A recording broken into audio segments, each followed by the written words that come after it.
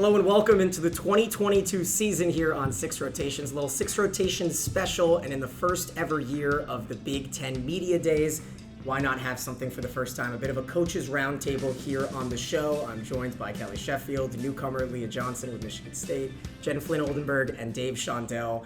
Everyone, we'll jump right into it. Kelly, I wanted to ask you, finally getting over a hurdle and having an off season as a champion, what was the biggest surprise for you here in the last 6 months? I don't know if there's been a surprise. It's just, it was an exciting season, exciting finish to the season. But we're past that. We're still, still a great year, a great accomplishment, but we're a week out from preseason. So if you still have a hangover from what happened last year, you're in trouble, right? Absolutely, yeah. But going into the big enormity of a championship weekend, and then of course there's always going to be like the celebration, the massive fan base that you guys specifically have in Madison. What specifically, if you can take a minute to go back to that off season and maybe the beginning of the summer, anything like that, what was one thing that sticks out to you still? I don't know. Our fan base is incredible, and look, I'm at a table full of people that have great fan bases and beyond in this league. It's one of the things that separates the Big Ten from other conferences, I think. But coming back and seeing fans literally lining the roads as we were coming back from the airport to the field house was incredible. I mean, you had 20, 25 fire engines and things leading you through town and going through there. That was incredible. An amazing reception when we went back there. The fan base was fired up. They're excited. They've been close, not just in my time here, but for decades. And so kind of get over that hump a little bit. They were certainly excited about that. I was excited about that for our seniors, and I'm fired up for our young kids that it's their turn to step up to the plate. And of course, we've got three other coaches here that are wanting to have that kind of off season, but I'm sure yours was a little different, Leah. Making the move from Illinois State to Michigan State. Everyone's going to talk about the jump up in conferences, but was there one thing that kind of surprised you in terms of making the move, maybe the welcomeness of a media event like this, or was there anything specifically about moving to East Lansing? The biggest difference, and I will say Illinois State did a lot of great things to profile volleyball, so I was very fortunate there. But I have done more social events, social engagements in 4.5 months than I've done in my entire career. So that has been significant, on top of having to recruit 12 players in 10 to 12 weeks of open recruiting season, and then an event every 2 to 3 days, which were wonderful. I mean, the time that Michigan State put into putting me in front of our fan base, in front of our friends and family and donors, was significant. Not everyone's doing that for volleyball, so I feel very fortunate. But I was very tired when we got to May and went to vacation. Thought I was going to relax, but no. Thought I was pregnant instead. So now we're just rolling. Well, congratulations. Welcome. It's been exciting. Well, there's a lot to unpack there. There is. Yeah, there is. It's fantastic. Yeah. I want to talk a lot about just the... Keep it real, guys. The overall, increase in fan awareness, not just to the women coaches, and you talked a lot, Coach Oldenburg, about, the all-regional women coaching, and your goal, and you talked about it in the press conference upstairs, was to have a Final Four with all women coaches. More than that, though, we're seeing more women broadcasters, and a lot of the games on Fox Sports were broadcasted by Lisa Bisington this last season. Different things like that, and then of course with Kylie and Mac talking in the off season and in this press conference. I want to ask you specifically though, moving forward with Title IX, getting all the recognition this past year, and I do want to jump into a topic like we've been discussing all off season with specifically the football amount of time that the college football teams have had with the players, mixed with the amount of time that the volleyball teams have had with the players. And moving forward with that, is there anything that you at least want to start the conversation, small talk over, in terms of there and where your stance is? Because I know some coaches actually may not be as forward as other coaches are. Yeah, I think a big point is our athletes want time with us in the summer. And I think that in that topic, it's been talked about that coaches want that time. Yeah, of course. We always want time with our athletes, but when our student athletes are the ones starting to demand it, I think people need to take notice. And there is a fairness issue, there's a Title IX issue, and we'd like to fix that because we have less than 2 weeks to prepare for matches. And for the health of our athletes, I don't know that that's the best thing for them. And so if we're looking out for them, we need to have a little bit of time in the summer and not dominate their time. They still need to take class, they still need to take a break, they still need those things. But I think there's a way that we could do it that will benefit us all. I think this is the longest that Coach Shondell has gone without talking in a certain event. So let's jump right into it. Are you somebody that, obviously in your career as a coach, you've been one of the leaders in Title IX progressiveness and in community outreach in terms of getting more women involved in all sorts of sports, not just volleyball. Where do you stand in this specific topic, at least here after seeing that the NCAA put together an investigation committee, and then they kind of came out of it saying, we're going to keep it the way it is? I would like to talk to that committee that did that because it didn't make a lot of sense. You have programs that now with the portal and with NIL, there's going to be more movement back and forth. Teams are going to lose players. They've got to find players. And I know Michigan State's in that situation right now where they got a brand new team. And she's going to have virtually 2 weeks of time with them to get ready to play. And the sad thing is that every match matters. So she loses to a mid-major on day one of her season because she's just getting comfortable and getting introduced to her teammates, players. It matters. She may not make the tournament for that. So I don't know why they can't come up with the same thing they're doing with basketball. Basketball, they like it. Right now, most of the kids are in school, summer school anyway. That was one of the real concerns early was that, and I shouldn't say most, I just know that who I'm competing with is. And I just think that might be more reason to get them into summer school, is to have this working for you. So it should be happening, there's no doubt. And Coach Cook was asked about it with Nebraska, and he kind of had the same sentiment as you all. But Maddie Kubik, who, believe it or not, was the only unanimous pick in the preseason all-conference team, which is a bit of a surprise, and we could talk about that in a little bit. But she disagreed. She said that there's time in the summer for players to have player-only discussions, and the words that she used was a unique opportunity for team-led culture.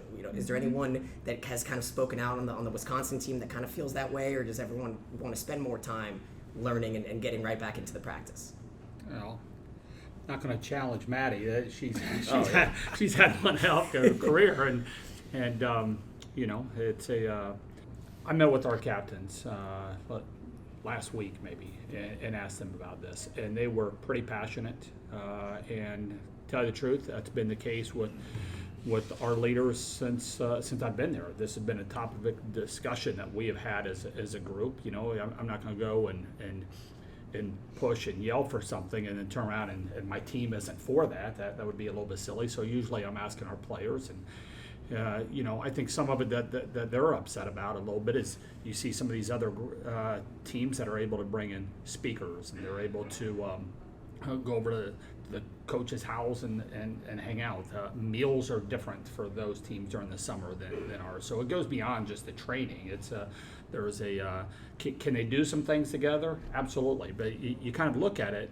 If a new player comes in and they go and they mess up and they haven't been brought into our culture and they haven't set up, we're responsible for them, right?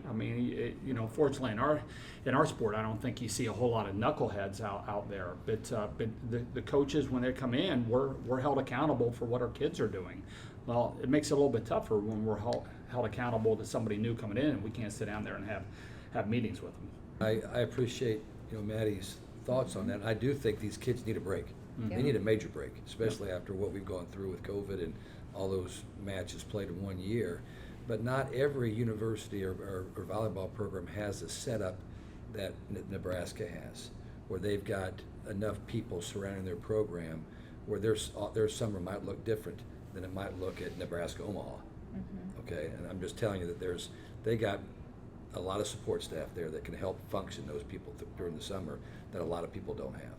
And so I appreciate their philosophy, but I also think that there are some schools that they need to have coaches there to make sure they're getting something done.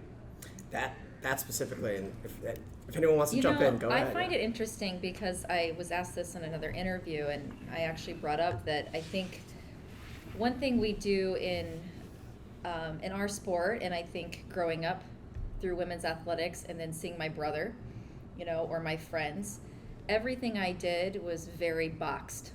It was so structured. I had to do this to be right. I had to go here to be good enough. I had to say this to be considered, right? Very structured versus just get out and play, guys. Go play. And that was, when I look back on that, there was not a lot of freedom to create your own abilities.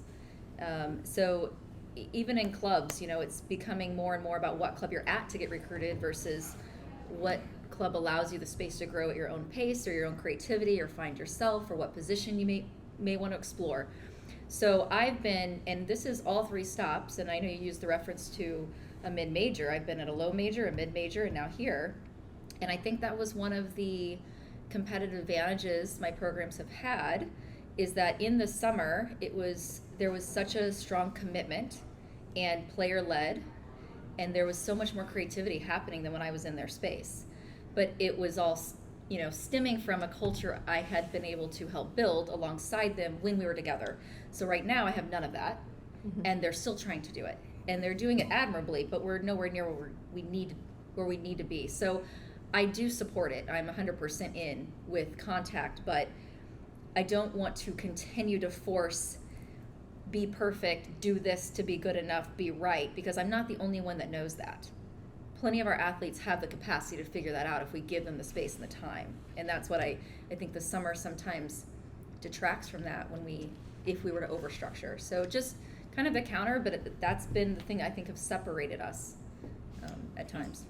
2019, we had 21 days from the start of preseason to the first day of our matches. This year it's 17 days. It's you throw in some off days in there as well. Yeah. You're jamming a lot of stuff in there. Technique, system play, team meetings. I mean, all those types of things. It's it can't be healthy, right? You're giving up something. Either being good when you have to be good, and that's the start of the season, or letting them slow things down. So you add a couple weeks to this, and it's a game changer. I don't think anybody in our sport is advocating for an entire summer of training. That would be ludicrous over there. But you throw a couple weeks on the front end, it's a lot safer runway. Let's move over to a different topic, a little bit more about expanding reach. And Kelly, John, and Dave were in the forefront of social media in the beginning of the off season about getting more television coverage, and it started with the NCAA tournament in April of 21 when the games didn't have broadcasters, and then enough social media outrage got the broadcasters on those first couple round games. Now the news today that breaks that Volleyball World is going to broadcast over 70 matches, and I want to start with you, Coach Oldenburg, where I don't know exactly what it'll lead to, but it has to be good. What do you kind of see it leading to? Maybe more players coming over here, or just more fans globally? I think both of those things. I also feel like it provides an opportunity for our current student athletes to be scouted, in a sense, to go play overseas. Instead of trying to send film or having one person be a contact, now those pro teams are watching our players and have the opportunity to do that. That exposure is going to be huge for their careers. But yeah, a bigger fan base, recruiting for us, I think that's going to open up even more for those that may not do it as often. But yeah, it's big news. I think it's bigger than we even know, and it'll be fun to see where this goes. Yeah, we're in day one of kind of reacting to all this. I mean, Yeah. I found out about it today. I don't know how long anyone else has known, but I remember watching one of the U20, I think it was, down in South America or the Caribbean a couple of months ago. A couple of your players were on it, but the broadcast was only on Facebook in Spanish. And I remember kind of having to watch, and we won the championship, the United States did, but not understanding enough, and maybe an instance where how can we get more of that? And do you think, at least, someone who's new to the Big Ten, do you think that this is something that can spark more, or is it just, okay, we'll do this and then we'll see what the next one does? I don't think you can think unilateral about anything you're doing to grow a game or grow interest. But, one thing I think about is how, as I've learned to appreciate other sports, I only learned that because I had exposure to it. I'm a huge hockey fan. I was, 35 when I realized that. Because I watched the Blues, because I lived outside of St. Louis for 6 years, and now I love hockey. So I think it's inevitable that you're going to find people who didn't know they were going to be volleyball fans just because it's on and there wasn't something else countering it, and I'm going to sit and watch this a few more minutes, and wow, these athletes are pretty darn good. This game's fast-paced. There's a lot more strategy than I realized, especially when we start commentating, not to our lowest denominator, but just about the actual game. Because I'll tell you, I sat and Googled a lot of hockey before I figured out what they were saying. No one was talking down to me. So I think when that happens, it's going to be innate and natural, but it's just one thing. It's going to be huge, but we can't think of it as the only thing that's going to spread, how we grow the game. Do I have all the answers or the other ideas? No. Well, I will say it was the Pan American Cup. Dan Fisher was leading the team, and so I wanted to correct that there. But I want to ask you, Coach Shondell, specifically about coverage of the team and having something on in the summer to kind of watch. Is there anything that you can think of moving forward? And I want to talk to you about end of season as well. But are there more events that can happen, at least to get women playing more volleyball on TV over the summer, or is that something that you think has to kind of stick to the regimen of the schedule, the semesters? Well, the club volleyball, it would be one option because there's just not that many international, competition that USA is going to be involved in. They're not going to let the college kids play against each other outside of that.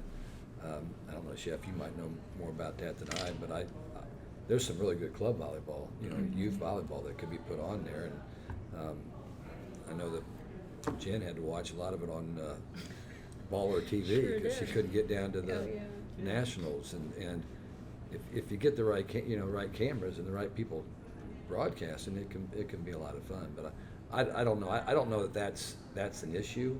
I mean, I'm the oldest guy at the table, and I can remember when there was a zero volleyball on TV.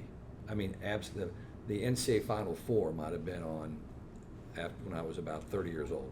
Okay, up until then there wasn't any volleyball period, and now we're getting spoiled because we're getting so much of it, but we still want more, and you got to keep pushing for more. You can't be settled, be satisfied with what we got. But what the Big Ten Network is doing, and ESPN is getting on board and doing more. What's interesting? I think about like baseball and basketball, and they all go play in these summer leagues. They play team ball all summer, so they're not, like, baseball teams aren't even around in the summer because they're all playing travel teams. Yeah, but they have college summer leagues. That's kind of what I was thinking about, like there's right? just that doesn't exist. So there are avenues. I don't know that if it affects media, in a way, but it certainly gives our athletes a different place to explore their growth, which would be pretty cool. Well, thinking of an event specifically, and this is something that I think fans have been kind of clamoring for, and I want to ask you, Coach Sheffield, a Big Ten tournament, is it logistically possible? And I guess that kind of leads into this expansion talk as well. Is that something that you think can have pros and cons, or is it more skeptical to think that it could happen? I've been against it for a long time, and I think I may be changing a little bit on that. I think the SEC is going to end up going to that, and it's not like the PAC is exploring that. One thing I look at is the end of our season last year, there were 2 Big Ten games televised the last weekend. And if we had a Big Ten tournament, softball had, 17? Every one of their games on the final week. And so, I look at, we hit a brick wall as a sport at the end of the regular season. And we all went dark to open up the NCAA tournament the first weekend, and even the regional semifinals. Some of those games weren't on there. And anything that we can do to help grow the game, I think is probably good. Certainly having a Big Ten tournament would certainly do that. And how we go about that logistically, there are some challenges to that. But it would certainly be exciting. I think if we did that, you're probably going to have to relieve some compression along the way, right? I don't think you can go 20 games and then a Big Ten. I mean, that would just that would be nuts. And so, but do we, with USC and UCLA eventually coming in there? Do we go with like a 16-game model and then do a tournament afterwards, something along those lines? Maybe it makes sense. It's I don't know, but I think we've got to make some decisions, continue to make decisions of how do we get in front of people, how do we expand? And I think this volleyball world thing, I mean, their Instagram has 2 million That's followers. pretty impressive. 2 million people that are following. You look at, Big Ten volleyball, and that's a fraction of that, or any of our schools. This is really, really kind of a big deal, especially in the age of maybe NIL, maybe starting a pro league at the end of the Olympics or something. It's I think the quality of their content is really, really good. How do we take best practices and show it off better here? And so I went on a tangent there. It's all good. No, I want to ask JFO over here. JFO, Yeah, JFO. JFO. Give us That's nicknames. Okay, guys. Good luck. So Mac Pedraza exposed that one to everyone It's out today. there. Are you pro or against the Big Ten tournament? I feel the same way as Kelly. I think as a player, against it. And then that was back in the day when there's 11 teams and you could do the full round robin and pure volleyball. And now with the expansion and more teams, I think what's best for the sport. Can we get more exposure? Can we get more excitement at the end of the season leading into the tournament? I think the con is how many teams are we going to get into the NCAA tournament if we go to that model? I think that's one that I'd be worried about, just with the depth of our conference. I don't want anybody to miss out if they have an early round Good point. loss. Yeah. So I don't know. I'm open to anything at this point. It kind of leads it right into you, Leah, where on the flip side, you could have the miracle run in a tournament where a team that comes in 10th or 9th place can possibly do something. The odds that happening, does it decrease the desire because it is low, or does it maybe passion fill that desire? I mean, one, I don't think it's going to happen enough for anyone to fear it. Right. Like I've only been playing in conferences that have postseasons, and the top 2 to 3 teams make it. We were in a situation where we were went in as a 3 seed and won the conference tournament, and that was the first time ever in history that happened. So it's really not as, now the depth of this league could prove different. I don't know if it proves to the situation you're referring to. So I don't think it's something for anyone to fear. I don't know that I have an opinion on it yet because I haven't been through the meat grinder. Like, I'm sitting here with coaches who, I've been trying to emulate their programs for 10 years. So it's like, what does that look like when it all boils down to one weekend? And my coaching career would say, yeah, Leah, that's what you want, because you're playing your best volleyball at the end of the year. But what if your whole work has been all year long, and then you've got a bad injury and you're going to miss the tournament because that was a flop? So there's a catch-22 to it, and I think I would have to start thinking about that bigger picture. I have not put my head in that space enough, especially in this seat. So, probably out of line to say much about it. We're going to hold you to it. Yeah, I know. Any ideas on Hazing this? again. Well, I certainly think it would be great for the sport, but I think what the decision makers will look at is what's best for the student athlete. And they'd have to, like Kelly mentioned, you can't play our schedule, then have a Big Ten tournament. I know from talking to Big Ten basketball coaches that they like the tournament format now, and because now if you, in Kelly's situation, you finish first in the league, you're not playing until Friday. The tournament starts on Wednesday, but you're not playing until Friday. So you've earned that opportunity not to have to play as many, but you're still going to play 3. You're going to play three matches in 3 days. That's the least you'll play. And we're not used to doing that. And then you're going to turn around and play in the NCAA tournament the following week, maybe on who knows what our format will look like by then. So that would be a concern. But I think everything right now in the NCAA is being based on what's best for our student athletes, which is what it should be. That's why we're all here. Okay, I don't have any problem with that. But there's a lot of things to look at. That question's got a lot of, factors involved in it. Yeah. There's another question that has been raised a lot, and Mick wanted his input here as well.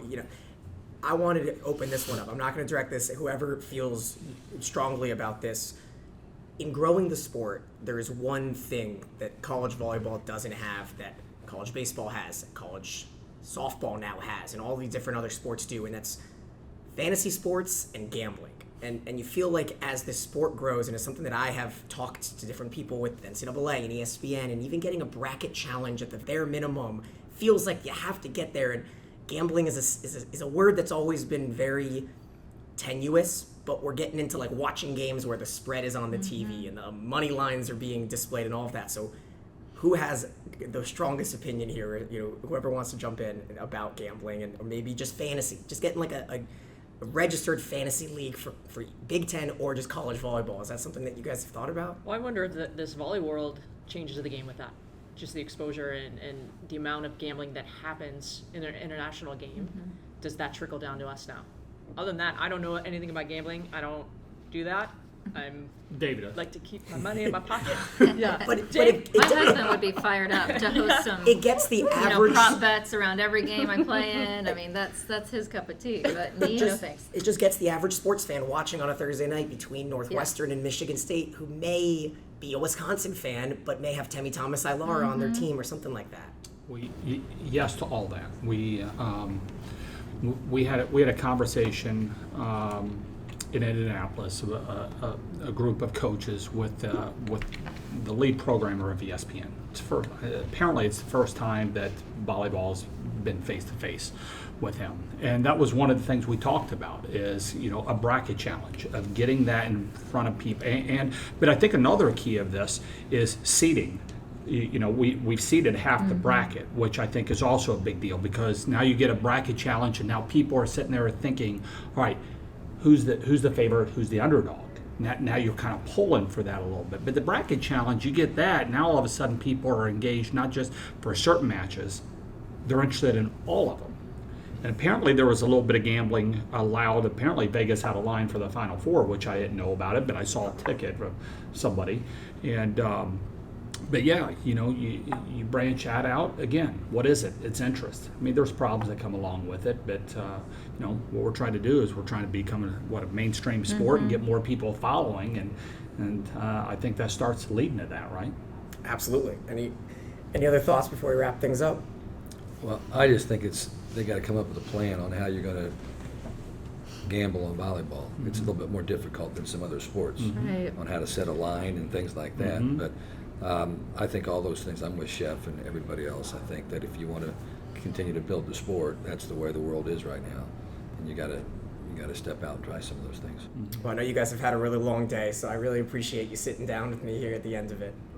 Well, we appreciate you being here. Yeah, seriously. thank you. Thank you so much. Thank you all for watching. This is the beginning of what's going to be a fantastic second season here with 6 rotations. Wrapping things up for Leah, Kelly, Jen, Dave. I'm Daniel Gillman. Thank you so much.